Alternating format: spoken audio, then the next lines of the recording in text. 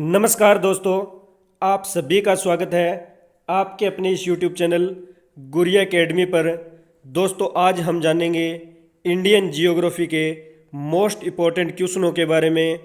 दोस्तों, जो जियोग्राफी के क्वेश्चन हैं ये आपकी सभी प्रतियोगी परीक्षाओं के लिए महत्वपूर्ण साबित होने वाले हैं। सभी एग्जाम्स में, चाहे किसी भी लेवल का कोई भी एग्ज़ाम हो, चाहे एसएससी हो, यूपीएससी हो, सभी एग्ज़ाम में जो जियोग्राफी के क्वेश्चन हैं ये पूछे जाते हैं। और दोस्तों, जो अभी ग्रुप डी का एग्ज़ाम चल रहा है उसमें भी जियोग्राफी क्वेश्चन पूछे जा रहे हैं। तो दोस्तों, लास्ट तक वीडियो में बने रहना है। अगर आपको ये वीडियो अच्छी लगे तो लाइक करना है, कमेंट करना है और ज़्यादा से ज़्यादा इस वीडियो को अपने दोस्तों में शेयर करना है। तो चलिए आज के जियोग्राफी के क्वेश्चनों की शुरुआत करते हैं आज के मोटिवेशनल कोड के साथ। तो आज का मोटिवेशनल कोड है, मुश्किलें दिल के इरादे आजमाती है, स्वप्न के पर्दे निगाहों से हटाती है। मुश्किलें दिल के इरादे आजमाती है, स्वप्न के पर्दे निगाहों से हटाती है। हौसला मत हार, गिर कर ओ मुसाफिर, ठोकरें इंसान को चलना सिखाती है। मुश्किलें दिल के इरादे आजमाती है, स्वप्न के पर्दे निगाहों से हटाती है। हौसला मत हार, गिर कर ए मुसाफिर, ठोकरें इंसान को चलना सिखाती है। तो दोस्तों, ये है आज का मोटिवेशनल कोड। तो चलिए शुरुआत करते हैं आज के जियोग्राफी के कुछ मोस्ट क्वेश्चनों की। तो आज का फर्स्ट क्वेश्चन है, यूरोप के किस देश को लघु यूरोप कहा जाता है? यूरोप यानी यूरोप महाद्वीप के किस देश को लघु यूरोप कहा जाता है? तो इसका राइट आंसर होगा ए, फ्रांस। फ्रांस को तो लघु यूरोप के नाम से जाना जाता है। यूरोप महाद्वीप के फ्रांस को लघु यूरोप के नाम से जाना जाता है। और जो फ्रांस है यह पश्चिमी यूरोप में स्थित एक देश है। फ्रांस पश्चिमी यूरोप में स्थित एक देश है और इसका जो भूभाग है ये संसार के अन्य भागों में भी स्थित है। और बात करें फ्रांस की, तो दोस्तों फ्रांस की कैपिटल है पेरिस। फ्रांस की कैपिटल है पेरिस है। और क्षेत्रफल की दृष्टि से यूरोप का क्षेत्रफल की दृष्टि से यूरोप महाद्वीप है इसका सबसे बड़ा देश फ्रांस है। और इसके पश्चिम में इंग्लिश चैनल स्थित है। जो फ्रांस देश है, फ्रांस देश के पश्चिम भाग में इंग्लिश जो चैनल है ये स्थित है। नेक्स्ट क्वेश्चन पे चलते हैं, चढ़ते सूर्य का देश निम्न में से किसे कहा जाता है? चढ़ते सूर्य का देश किसे कहा जाता है? तो इसका राइट आंसर होगा डी, जापान। जापान देश को दोस्तों चढ़ते सूर्य का देश कहा जाता है। जापान को चढ़ते सूर्य का देश कहा जाता है। और बात करें जापान की कैपिटल की, तो जापान की कैपिटल है निजोन। जापान की कैपिटल है, और जो निजोन या नियोन शब्द है, और ये जो है जापान है ये दक्षिणी चीन के लोग हैं ये जापान की उस दिशा में रहते हैं जहाँ से सूर्य उगता है। और सूर्य उगता है उस दिशा में जो चीन लोग रहते हैं, इन्हीं चीन लोगों के कारण जापान को उगते सूर्य का देश कहा जाता है। नेक्स्ट क्वेश्चन पे चलते हैं, विश्व का चीनी भंडार या चीनी का प्याला के नाम से कौन सा देश जाना जाता है? विश्व की चीनी का भंडार या चीनी प्याला के नाम से किस देश को जाना जाता है? तो इसका राइट आंसर होगा बी, क्यूबा। यानी जो क्यूबा देश है इसे विश्व के अंदर चीनी का भंडार या चीनी के प्याला के नाम से जाना जाता है। और बात करें क्यूबा की, तो दोस्तों क्यूबा की कैपिटल है हवाना। क्यूबा की कैपिटल हवाना है। और जो हवाना है ये क्यूबा देश का सबसे बड़ा शहर है और सबसे ज़्यादा आबादी वाला भी शहर है। और बात करें क्यूबा की, तो इसे चीनी का कटोरा क्यों कहा जाता है? इसे चीनी के कटोरा क्यों कहा जाता है? तो दोस्तों क्यूबा है ये एक कैरिबियन सागर में स्थित एक द्वीपीय देश है। कैरिबियन सागर में एक द्वीपीय देश है। और जो क्यूबा है, क्यूबा की कैपिटल हवाना और सबसे बड़ा नगर है ये, जो इसकी कैपिटल क्यूबा है ये सबसे बड़ा नगर है। नेक्स्ट क्वेश्चन पे चलते हैं, कौन सा देश प्यासी भूमि का देश कहलाता है? कौन सा देश प्यासी भूमि का देश कहलाता है? तो इसका राइट आंसर होगा ए, ऑस्ट्रेलिया। ऑस्ट्रेलिया जो देश है ये प्यासी भूमि का देश कहलाता है, क्योंकि जो ऑस्ट्रेलिया है ऑस्ट्रेलिया पर बारिश बहुत कम मात्रा में होती है। ऑस्ट्रेलिया देश में बारिश बहुत कम मात्रा में होती है, इसलिए ऑस्ट्रेलिया को प्यासी भूमि का देश कहते हैं। और बात करें ऑस्ट्रेलिया की कैपिटल की, तो ऑस्ट्रेलिया की कैपिटल है सिडनी। और ऑस्ट्रेलिया के क्षेत्रफल की बात करें तो दोस्तों ऑस्ट्रेलिया का क्षेत्रफल है 76,86,850 किलोमीटर, 850 वर्ग किलोमीटर ये ऑस्ट्रेलिया का क्षेत्रफल है। 76,86,850 वर्ग किलोमीटर ऑस्ट्रेलिया का क्षेत्रफल है। नेक्स्ट क्वेश्चन पे चलते हैं। पवित्र भूमि का नाम से किसे जाना जाता है? पवित्र भूमि के नाम से किसे जाना जाता है? तो इसका राइट आंसर होगा फिलिस्तीन। जो फिलिस्तीन है इसे पवित्र भूमि के नाम से जाना जाता है। और बात करें तो यह दुनिया का एकमात्र राज्य क्षेत्र देश है। जो फिलिस्तीन है ये दुनिया का एकमात्र राज्य क्षेत्र देश है। और जो फिलिस्तीन है ये पश्चिमी एशिया का भौगोलिक देश है। पश्चिमी एशिया का भौगोलिक क्षेत्र या राज्य क्षेत्र है। नेक्स्ट क्वेश्चन पे चलते हैं। सूर्योदय का देश के नाम से कौन सा देश प्रसिद्ध है? सूर्योदय के नाम से कौन सा देश प्रसिद्ध है? तो राइट आंसर होगा डी, जापान। जापान देश है, इसे सूर्योदय का देश कहते हैं। तो राइट आंसर इसका डी होगा। नेक्स्ट क्वेश्चन पे चलते हैं। कौन सा देश हजार पहाड़ियों का देश कहलाता है? कौन सा देश है हजार पहाड़ियों का देश कहलाता है? तो इसका राइट आंसर होगा डी, रवांडा।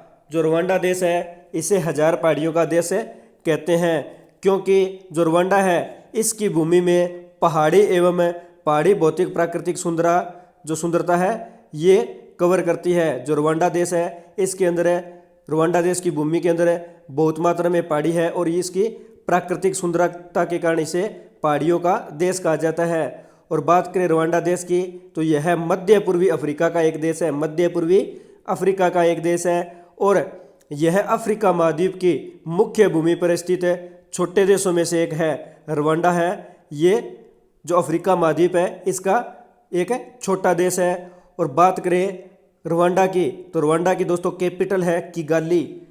कैपिटल है किगाली और रवांडा का क्षेत्रफल है 26,337 वर्ग किलोमीटर। 26,337 वर्ग किलोमीटर ये इसका क्षेत्रफल है। नेक्स्ट क्वेश्चन पे चलते हैं।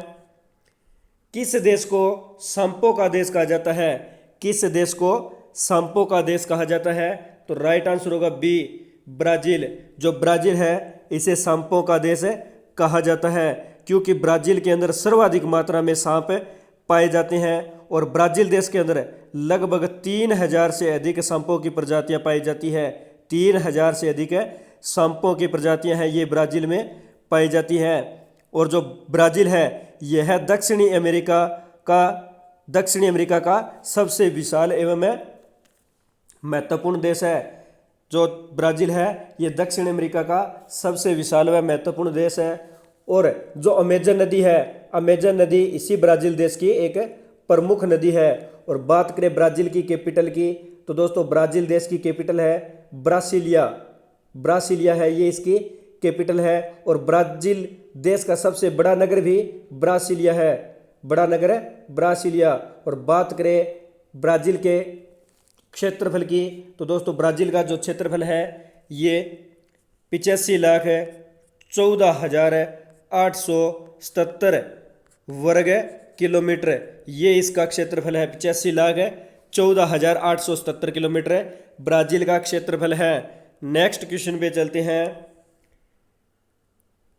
किस शहर को पूर्व का प्रवेश द्वार कहा जाता है? किस शहर को पूर्व का प्रवेश द्वार कहा जाता है? तो इसका राइट आंसर होगा बी, जकार्ता। जकार्ता देश को पूर्व का प्रवेश द्वार कहा जाता है। और बात करें जाकोर्ता तो जाकोर्ता दोस्तों है ये इंडोनेशिया देश की जो इंडोनेशिया देश है, इंडोनेशिया देश की जकार्ता है ये कैपिटल है, यानी इंडोनेशिया देश की राजधानी जकार्ता है। और बात करें तो जकार्ता है ये इंडोनेशिया देश का सबसे बड़ा नगर है। अगर बात करें जकार्ता के पुराने नाम की तो दोस्तों जकार्ता का प्राचीन नाम बटाविया है। अगर पूछ ले कि जकार्ता का पुराना नाम क्या है तो पुराना नाम इसका बटाविया है। और जकार्ता है ये जावा के उत्तर पश्चिम तट पर स्थित है। जाकार्ता देश जो जावा है, जावा द्वीप के उत्तर पश्चिम तट पर स्थित एक देश है। नेक्स्ट क्वेश्चन पे चलते हैं।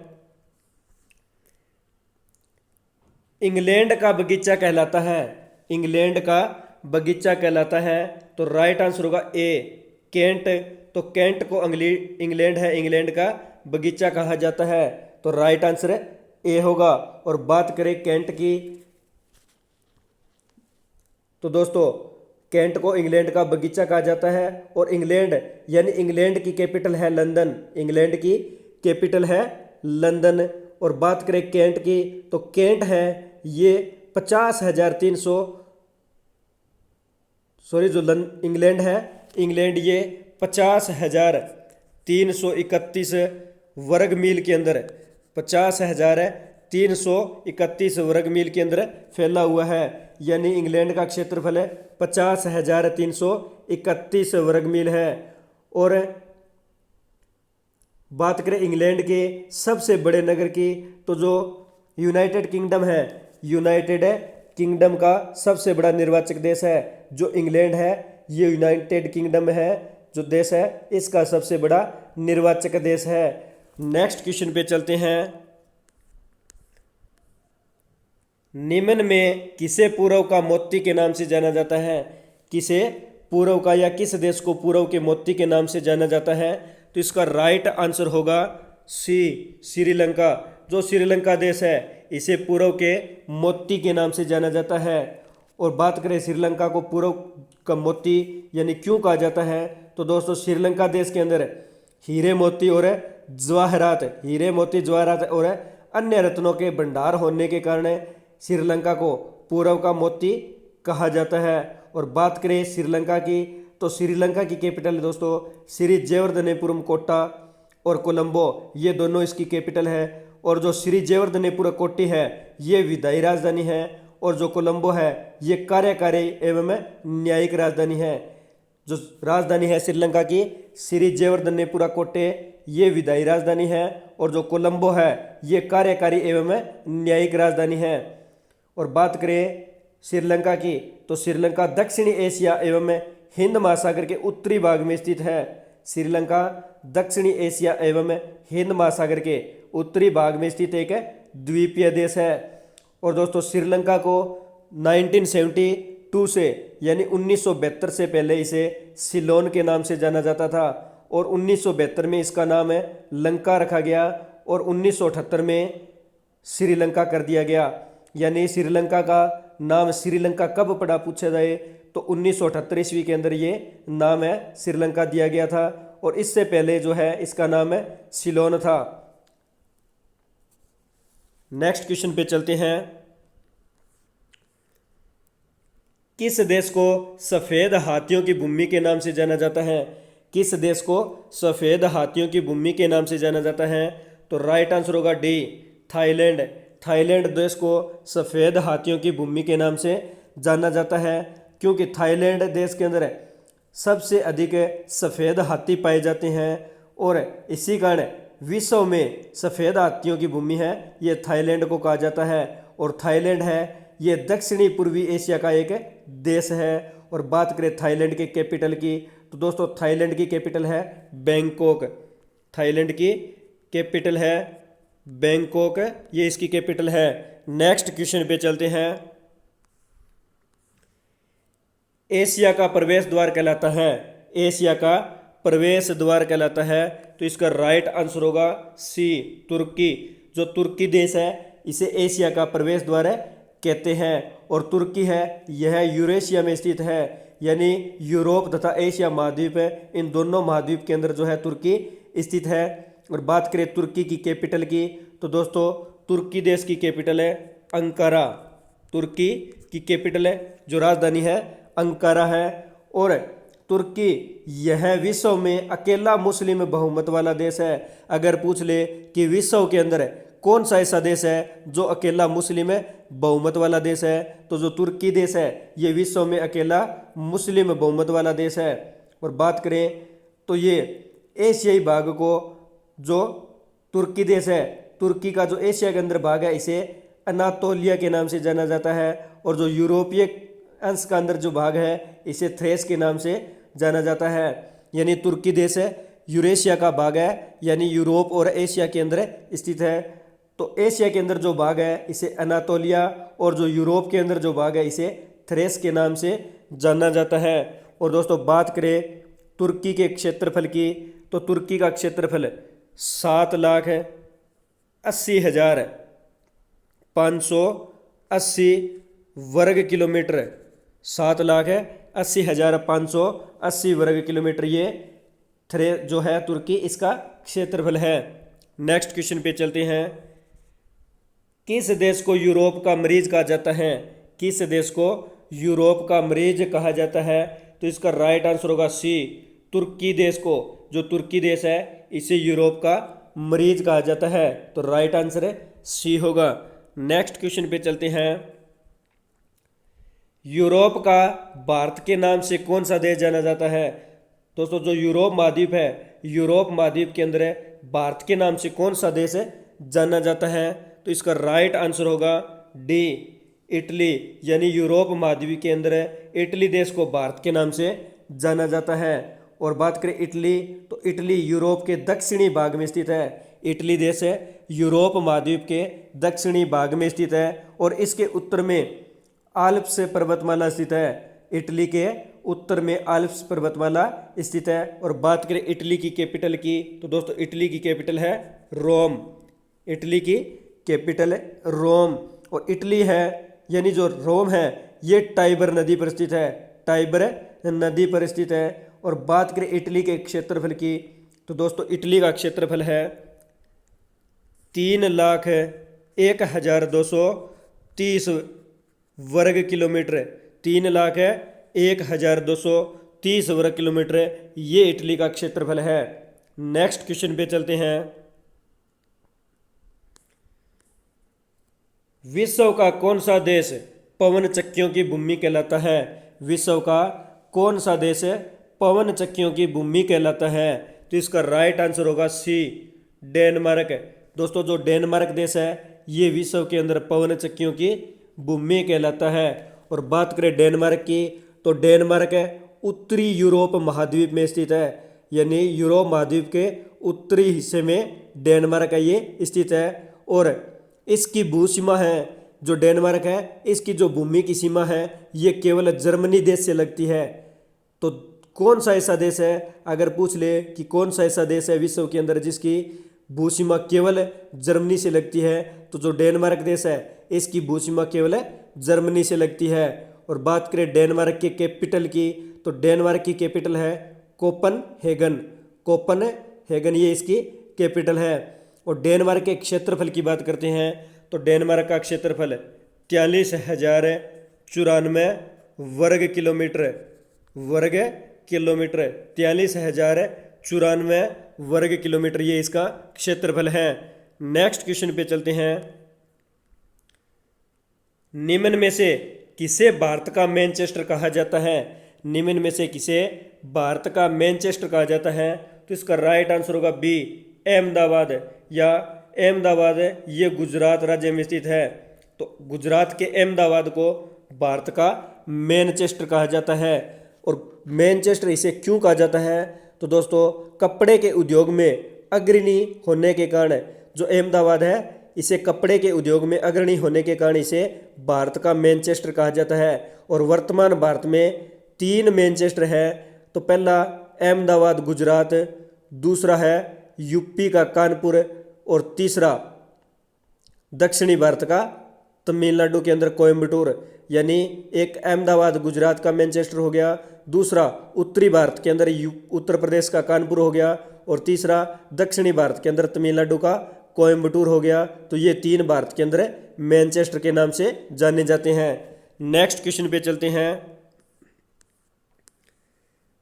भारत की सिलिकॉन घाटी कही जाती है? भारत की सिलिकॉन घाटी कही जाती है, तो इसका राइट आंसर होगा डी, बेंगलोर को। बेंगलोर को भारत की सिलिकॉन घाटी के नाम से जाना जाता है। नेक्स्ट क्वेश्चन पे चलते हैं।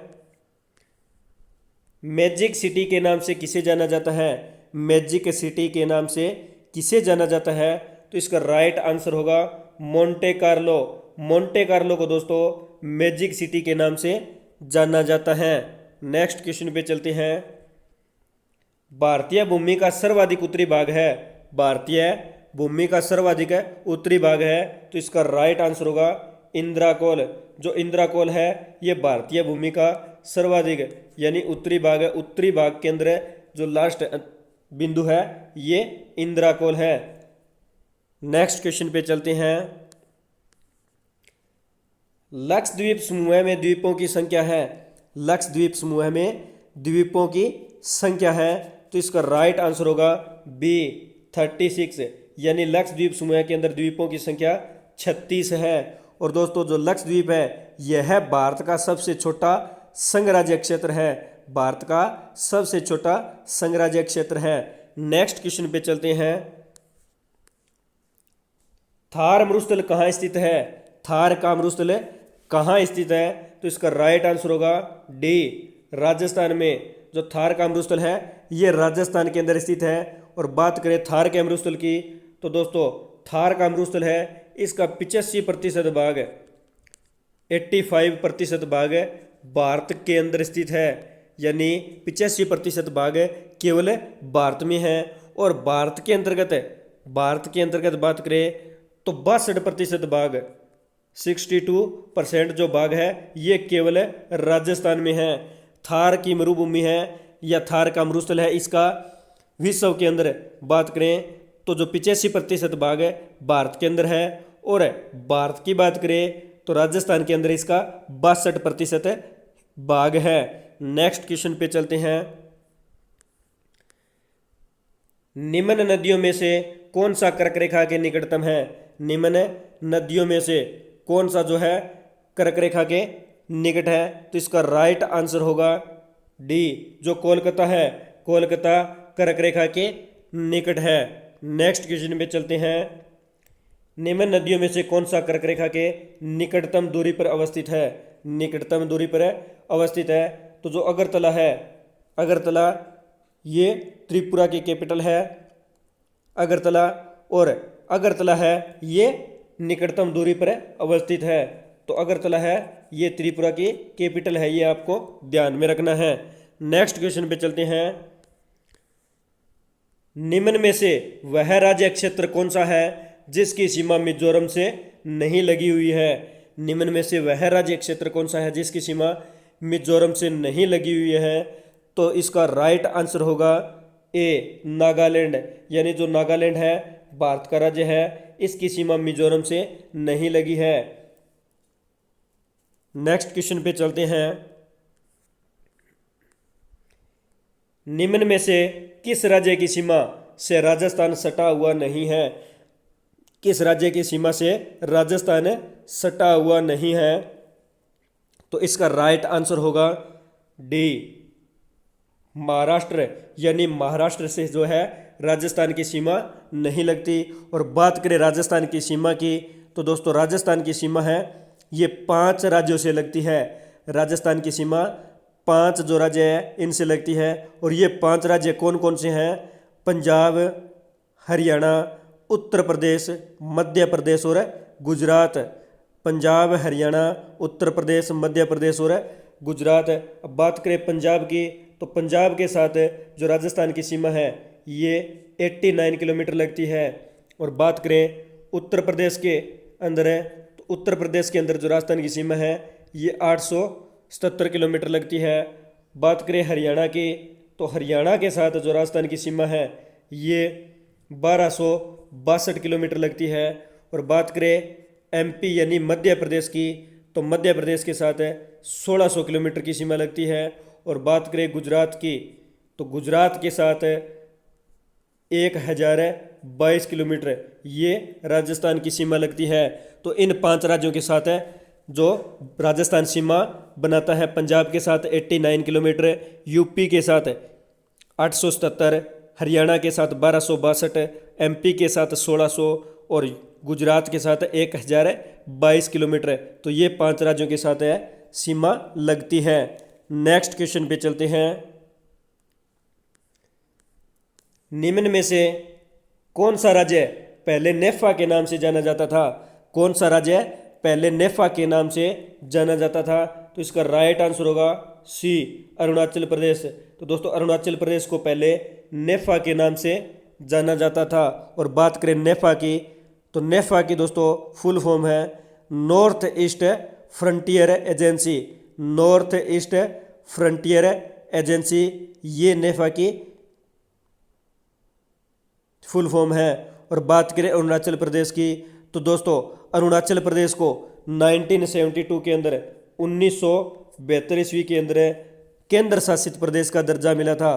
केंद्र शासित का दर्जा मिला था। और बाद में 20 फरवरी 1987 20 फरवरी 1987 ईस्वी को भारत का 24वां राज्य बना था। 24वां राज्य बना था, यानी 1972 के अंदर ये केंद्र शासित का दर्जा दिया गया था इसे। और बाद में 20 फरवरी 1987 ईस्वी को अरुणाचल प्रदेश भारत का 24वां राज्य बना था। नेक्स्ट क्वेश्चन पे चलते हैं। रांची शहर स्थित है, रांची शहर स्थित है, तो इसका राइट आंसर होगा बी, झारखंड में। यानी जो झारखंड है, झारखंड की कैपिटल रांची है, झारखंड की राजधानी रांची है। तो रांची शहर झारखंड में स्थित है। और बात करें तो संपूर्ण भारत में वनों के अनुपात में अग्रणी राज्य की बात करें तो जो झारखंड है ये संपूर्ण भारत के अंदर वनों के अनुपात में अग्रणी राज्य है। नेक्स्ट क्वेश्चन पे चलते हैं। कौन सा राज्य उत्तरी पूर्वी राज्य की 7 बहनों का भाग नहीं है? कौन सा राज्य उत्तरी पूर्वी 7 बहनों का भाग नहीं है? तो इसका राइट आंसर होगा डी, पश्चिमी बंगाल। जो पश्चिमी बंगाल है, पश्चिम बंगाल है, ये 7 बहनों का भाग नहीं है। तो 7 बहनों के भाग यानी कौन कौन से जो राज्य है, तो ध्यान में रखना अरुणाचल प्रदेश पहला है, अरुणाचल प्रदेश दूसरा है असम, तीसरा है मणिपुर, चौथा है मेघालय, पांचवा है मिजोरम, छठा है नागालैंड और सातवां है त्रिपुरा। तो ये 7 राज्य है, ये 7 बहनों के भाग है। यानी अरुणाचल प्रदेश, असम, मणिपुर, मेघालय, मिजोरम, नागालैंड और त्रिपुरा, ये 7 राज्य 7 बहनों के भाग हैं। नेक्स्ट क्वेश्चन पे चलते हैं। सबसे बड़ा हिमनद निम्न में से कौन सा है? सबसे बड़ा हिमनद कौन सा है? तो इसका राइट आंसर होगा ए, रुंडन। रुंडन है ये सबसे बड़ा हिमनद है। नेक्स्ट क्वेश्चन पे चलते हैं।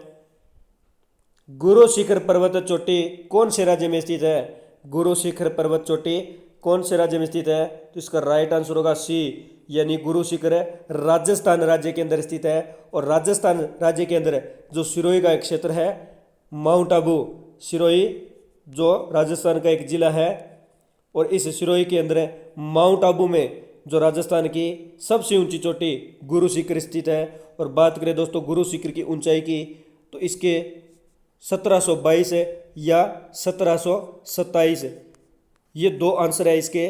1722 अगर ऑप्शन में आए तो 1722 टिक करना है, अगर 1727 ऑप्शन में आए तो 1727 है ये टिक करना है। तो इसकी ऊंचाई है या तो 1722 और 1727, ये दोनों दिए गए हैं। और विकिपीडिया के अनुसार अगर देखें तो इसकी ऊंचाई 1727 मीटर है। और यह जो गुरु शिखर है, यह अराउंडली जो पर्वत श्रृंखला है इसकी सबसे ऊंची चोटी है। नेक्स्ट क्वेश्चन पे चलते हैं। सेवराय पहाड़ियाँ कहाँ अवस्थित है? सेवराय की पहाड़ियाँ कहाँ अवस्थित है?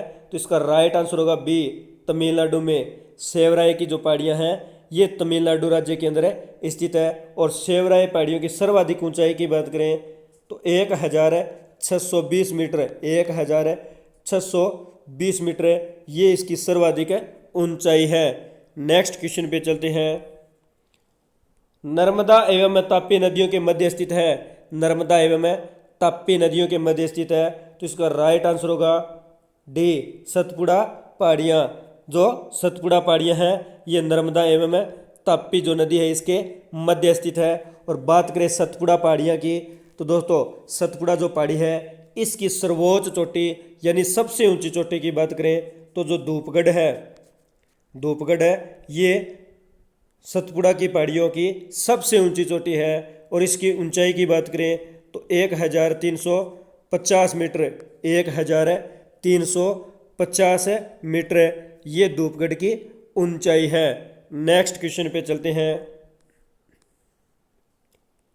निम्न में वह पर्वत श्रेणी कौन सी है जो भारत में सबसे पुरानी है? वह पर्वत श्रेणी कौन सी है जो भारत में सबसे प्राचीन है, जो पुरानी है? तो इसका राइट आंसर होगा सी, अरावली। यानी जो अरावली पर्वत श्रृंखला है ये भारत के अंदर सबसे पुरानी पर्वत श्रृंखला है। और बात करें अरावली की तो दोस्तों यह माना जाता है कि संसार की भी सबसे प्राचीन पर्वतमाला अरावली पर्वतमाला है। और जो अरावली पर्वतमाला है यह राजस्थान को, अरावली पर्वतमाला राजस्थान को उत्तर एवं दक्षिण दो भागों में बांटती है।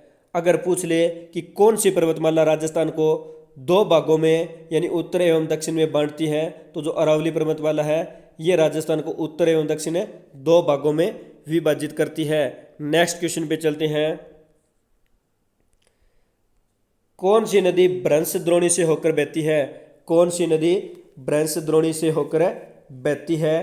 तो इसका राइट आंसर होगा ए, जो नर्मदा नदी है। नर्मदा नदी ये भ्रंश द्रोणी से होकर बहने वाली नदी है। और नर्मदा के अलावा जो ताप्ती नदी है, ताप्ती नदी है ये नदी भी भ्रंश द्रोणी से होकर बहती है। तो नर्मदा एवं ताप्ती ये दोनों नदियाँ भ्रंश द्रोणी से होकर बहती है। और दोस्तों बात करें नर्मदा की तो इसे रेवा नदी के नाम से भी जाना जाता है। नर्मदा नदी को रेवा नदी के नाम से जाना जाता है। और जो नर्मदा नदी है यह भारतीय उपमहाद्वीप की 5वीं लंबी नदी है। नर्मदा नदी भारतीय उपमहाद्वीप की 5वीं लंबी नदी है और भारत के अंदर बहने वाली तीसरी लंबी नदी है। और बात करें नर्मदा नदी की लंबाई की तो दोस्तों नर्मदा नदी है इसकी लंबाई 1312 किलोमीटर, 1312 किलोमीटर ये नर्मदा नदी की लंबाई है। और जो नर्मदा नदी है इसे मध्य प्रदेश की जीवन रेखा के नाम से जाना जाता है। नर्मदा नदी को मध्य प्रदेश की जीवन रेखा के नाम से जाना जाता है। और जो नर्मदा नदी है ये खंबात की खाड़ी में अपना जल गिराती है। नेक्स्ट क्वेश्चन पे चलते हैं। मानस किस नदी की उपनदी है? मानस किस नदी की उपनदी है? तो इसका राइट आंसर होगा बी, जो ब्रह्मपुत्र नदी है। ब्रह्मपुत्र नदी की उपनदी के नाम से मानस नदी को जाना जाता है। और मानस नदी की लंबाई की बात करें दोस्तों तो मानस नदी की लंबाई 376 किलोमीटर, 376 किलोमीटर ये मानस नदी की लंबाई है। और जो मानस नदी है यह भूटान की सबसे बड़ी नदी प्रणाली है। मानस नदी भूटान देश की सबसे बड़ी नदी प्रणाली है। नेक्स्ट क्वेश्चन पे चलते हैं।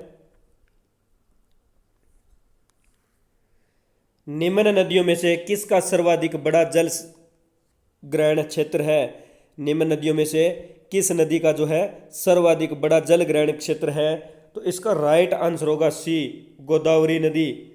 गोदावरी नदी का सबसे बड़ा जल ग्रहण क्षेत्र है। और बात करें गोदावरी की तो यह महाराष्ट्र के नासिक जिले के त्र्यंबक जो पहाड़ी है, त्र्यंबक ये पहाड़ी है त्र्यंबक। और इस पहाड़ी से यानी महाराष्ट्र के नासिक जिले के त्र्यंबक पहाड़ी से गोदावरी नदी है ये निकलती है। और दक्षिणी भारत की प्रमुख नदी है। गोदावरी नदी दक्षिणी भारत की प्रमुख नदी है। और दक्षिण के अंदर गोदावरी नदी को दक्षिण की गंगा कहा जाता है। इसे भारत के अंदर दक्षिण की गंगा कहा जाता है। और गोदावरी नदी की अगर लंबाई की बात करें तो गोदावरी नदी की लंबाई 1465 किलोमीटर, 1465 किलोमीटर ये इसकी लंबाई है। और जो गोदावरी नदी है ये बंगाल की खाड़ी में मिलती है, बंगाल की खाड़ी में अपना जल गिराती है। नेक्स्ट क्वेश्चन पे चलते हैं।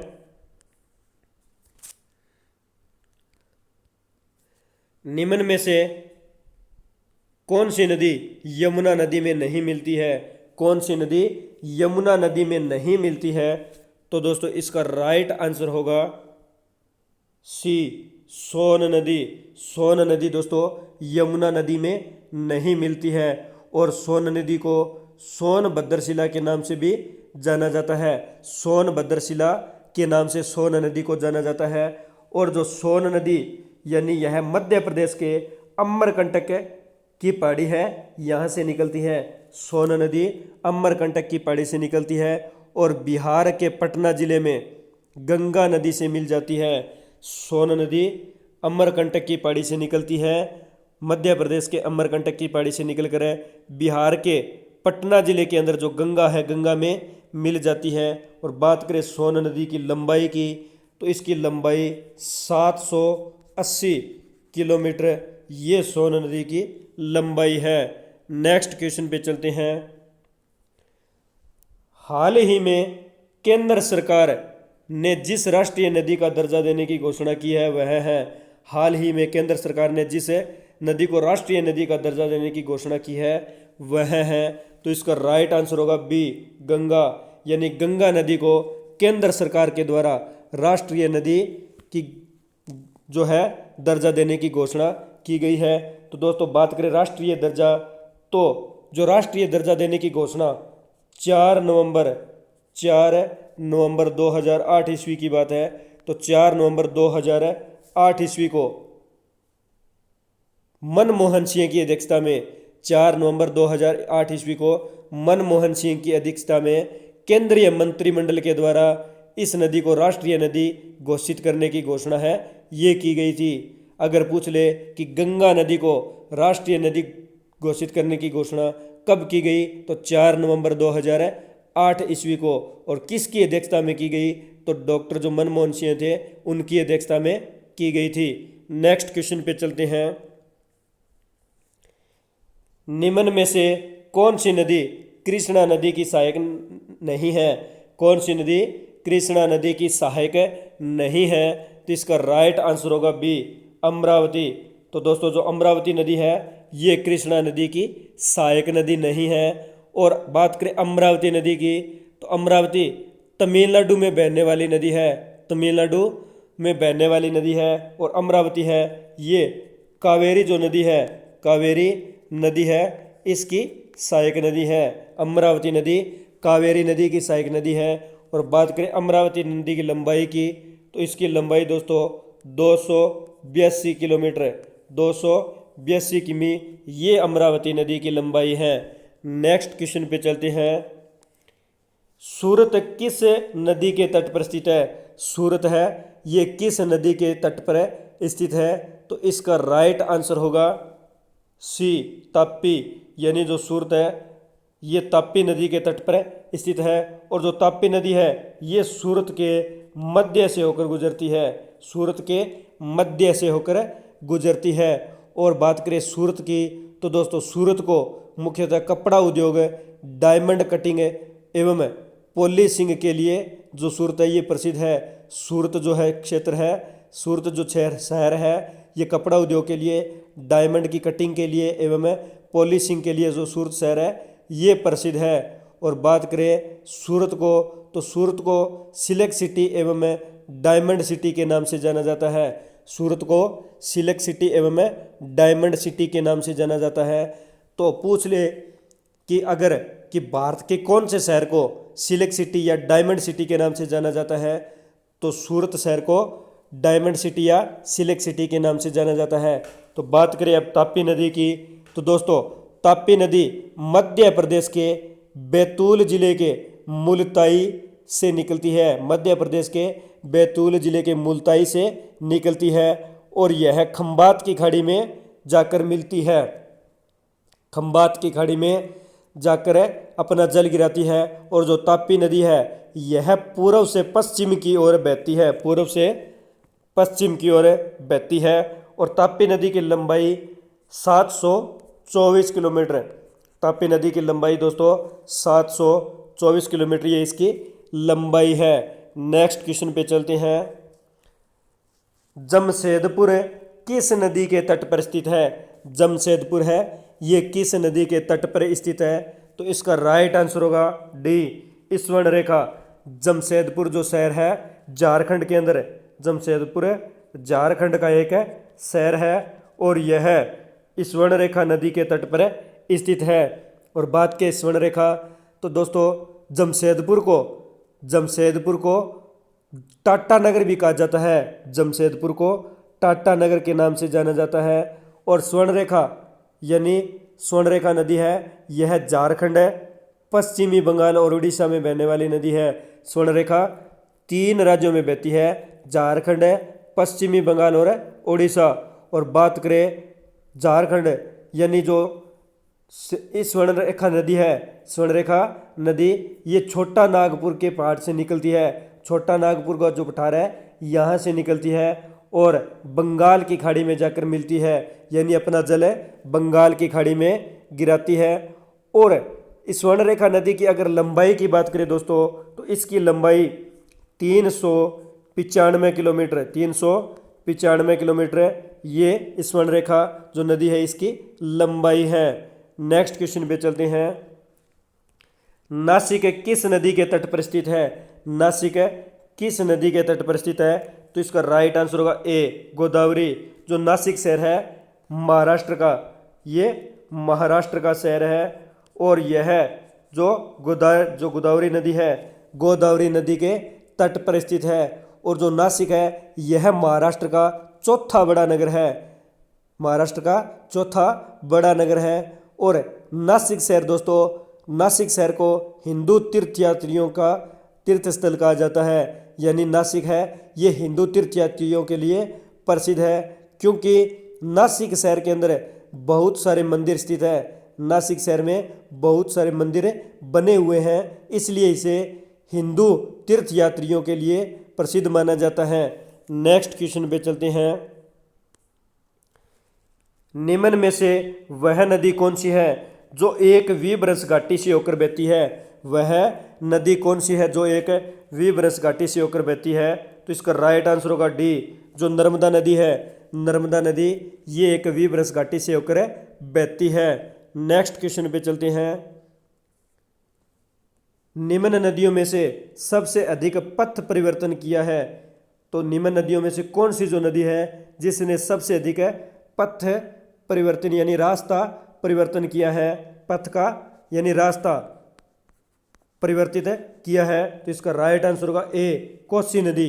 कोसी नदी को पथ परिवर्तन नदी के नाम से भी जाना जाता है। और बात करें कोसी नदी की दोस्तों, तो कोसी नदी नेपाल में हिमालय से निकलती है, नेपाल के अंदर हिमालय से निकलती है। और बात करें भारत की, तो भारत में जो बिहार राज्य है, बिहार राज्य के अंदर ये प्रवेश करती है, भारत में बिहार राज्य में प्रवेश करती है। और जो कोसी नदी है इसमें बाढ़ आ जाने के कारण इसे बिहार का शोक या बिहार का अभिशाप भी कहा जाता है। कोसी नदी जब उफान पर आती है तो बिहार में बाढ़ आ जाती है, इसी कारण जो बिहार का शोक है या इसे बिहार का अभिशाप भी कहते हैं। और दोस्तों जो कोसी नदी है, कोसी नदी गंगा नदी की सहायक नदी है, कोसी नदी गंगा नदी की सहायक नदी है। और बात करें कोसी नदी की लंबाई की, तो दोस्तों कोसी नदी की लंबाई 729 किलोमीटर, 729 किलोमीटर ये कोसी नदी की लंबाई है। और कोसी नदी बिहार के निकट राजमहल में गंगा नदी से मिल जाती है, बिहार के निकट जो राजमहल शहर है, राजमहल शहर के पास गंगा नदी के अंदर जाकर मिल जाती है। तो दोस्तों कोसी नदी यानी नेपाल के हिमालय से निकलती है, कोसी नदी को बिहार का शोक या बिहार का अभिशाप कहा जाता है। अगर पूछ ले किस नदी को बिहार का शोक कहा जाता है, तो कोसी नदी को बिहार का शोक कहा जाता है। या पूछ ले किस नदी को पथ परिवर्तन नदी कहा जाता है, तो कोसी नदी को पथ परिवर्तन जो है नदी कहा जाता है। तो दोस्तों आज हमने इंडियन जियोग्राफी के मोस्ट इम्पॉर्टेंट क्वेश्चनों के बारे में डिस्कस किया। दोस्तों अगर आपको ये वीडियो अच्छी लगी तो लाइक करना, कमेंट करना और ज़्यादा से ज़्यादा इस वीडियो को अपने दोस्तों में शेयर करना और अपने इस चैनल गुरिया एकेडमी को सब्सक्राइब करना, बेल आइकन को प्रेस करना ताकि नोटिफिकेशन आपको समय समय पर मिलता रहे। मिलते हैं नेक्स्ट वीडियो में। धन्यवाद दोस्तों। जय हिंद, जय भारत।